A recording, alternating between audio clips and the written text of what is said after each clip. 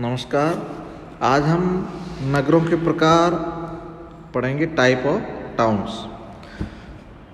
अब सामान्यतः नगरों के कितने प्रकार हो सकते हैं, या यदि अपने जनसंख्या, व्यवसाय तथा विस्तार आदि के आधार पर यदि नगरीय बस्तियों को वर्गीकृत करने का काम करें, यदि उनको बांटा जाए तो मुख्य रूप से निम्न भागों में अपन इनको बांट सकते हैं।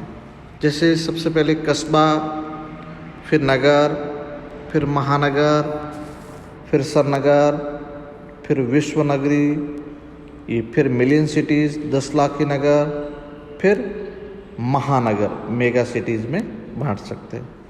अब जैसे कस्बा सामान्य रूप से जहाँ 2500 की जनसंख्या वाली नगरीय बस्ती होती है उसको कस्बा कहते हैं, जहाँ पर जन सुविधाएँ नगरीय ग्राम से अधिक होती है।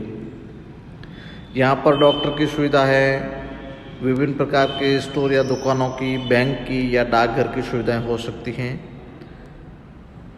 और यहाँ पर सामान्यतः बाजार होता है, मंडी भी है, या छोटे मोटे कारखाने या स्कूल या अस्पताल हो सकते हैं, तो वो एक कस्बा कहलाता है, टाउन।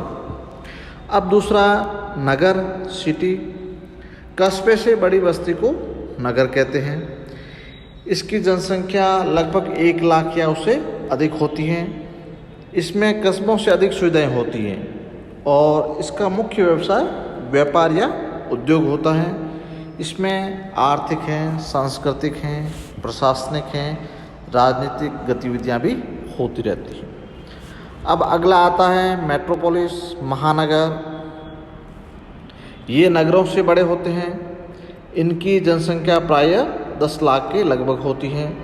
इनमें औद्योगिक हैं, वाणिज्य हैं, यातायात हैं, प्रशासकीय हैं, राजनीतिक हैं तथा सांस्कृतिक गतिविधियां होती हैं। जैसे दिल्ली है, कलकत्ता है, बम्बई है, मद्रास, हैदराबाद, बेंगलोर, इलाहाबाद आदि महानगरों के उदाहरण हैं। अब जैसे सन नगर। अब सन नगर इस शब्दावली का सर्वप्रथम प्रयोग 1915 में पैट्रिक गिडीज ने किया था, जब नगर या महानगर का विकास इतना अधिक हो जाता है कि वह अपनी प्रशासनिक सीमाओं के बाहर फैलकर अन्य कस्बों तथा ग्रामों को अपने अंदर सम्मिलित कर लेता है, तो इन उपनगरों तथा मुख्य नगर की एकत्रित बस्ती को सन नगर कहते हैं। जैसे दिल्ली है, कोलकाता है, शिकागो है, टोक्यो है, ये सन नगर के अच्छे उदाहरण। अब जैसे दिल्ली का प्रभाव क्षेत्र एनसीआर से, तो अब यहाँ बेरोड से, अलवर से दिल्ली के बीच में ज़्यादा कोई ऐसा फर्क नज़र नहीं आता है, तो ये सन नगर का उदाहरण हो गया। अब मेगालोपोलिस, विश्व नगरी। यह मुख्य रूप से यूनानी शब्द है मेगालोपोलिस, जिसका अर्थ होता है विशाल नगर। इसका प्रयोग 1957 में जीन गोटमैन ने किया था। यह बड़ा महानगर प्रदेश होता है जिसमें सन नगरों का समूह होता है। इसका सबसे अच्छा उदाहरण यूएसए में देखने को मिलता है, जहां उत्तर में बोस्टन से दक्षिण में वाशिंगटन तक नगरीय भूदृश्य के रूप में दिखाई देता है।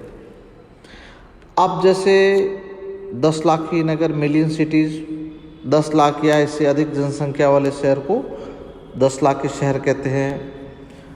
ये सन 1800 से पहले विश्व का कोई भी ऐसा नगर नहीं था जिसकी जनसंख्या 10 लाख या इससे अधिक थी।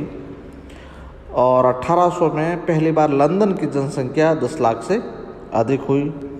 तो अब तो इसमें खूब सारे देश आ रहे हैं जिनमें 10 लाख से अधिक वाले शहर हैं।